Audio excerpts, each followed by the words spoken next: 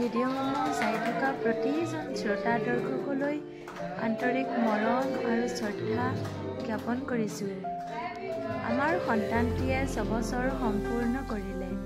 আপোনালোকৰ আশীৰ্বাদ আৰু মৰম কামনা কৰিছোঁ।